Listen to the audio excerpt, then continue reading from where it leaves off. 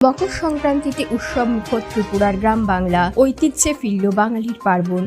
বাঙালির প্রবাদ 12 মাসে 13 পার্বণ, তারই এক অনন্য সংযোজন মকর সংক্রান্তি। এই পার্বণকে ঘিরে রাজ্য জুড়ে, বিশেষ করে ত্রিপুরার গ্রামাঞ্চলে দেখা গেল উৎসবের আবহ, যা চিরাচরিত সংস্কৃতির অনুশীলন।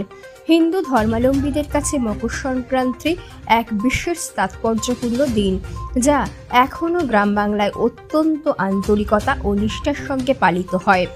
মকর সংক্রান্তি বা পৌষ সংক্রান্তির আগের দিন গ্রামাঞ্চলে চলে বনভোজনের ধুম।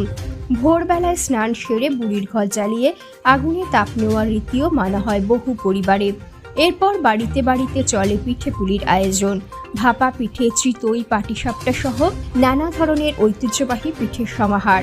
ধর্মনগর মহকুমার অন্তর্গত শ্রীপুর গ্রামে চোখে পড়েছে এক মনোরম দৃশ্য। গ্রামের প্রায় প্রতিটি বাড়ির উঠোন জুড়ে আলপনা আঁকায় ব্যস্ত নারী, পুরুষ, শিশু থেকে শুরু করে গৃহকর্তা পর্যন্ত সবাই মেতে উঠেছেন উৎসবের আনন্দে। গ্রামীণ সংস্কৃতির এই প্রাণমন্ত্র চিত্র যেন নতুন করে প্রাণ ফিরিয়ে দিয়েছে হারিয়ে যেতে বসা লোকাচারে। অন্যদিকে সংক্রান্তিকে ঘিরে বাজারগুলিতেও লক্ষ্য করা গেছে বাড়তি ব্যস্ততা।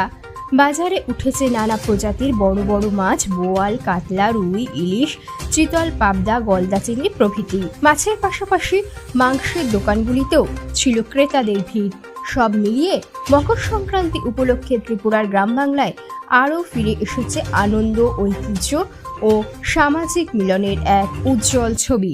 বাঙালি প্রত্যেক বছরও আমরা সংক্রান্তির সময় আলপনা দেই। এটা আমরা বাঙালিদের 12 মাসে 13 পার্বণ। তো ওই মানে সুন্দর লাগে আর কি দেই। তারপরে পিঠাপুলি পিঠাপুলি এরপরে ওই তো আলপনা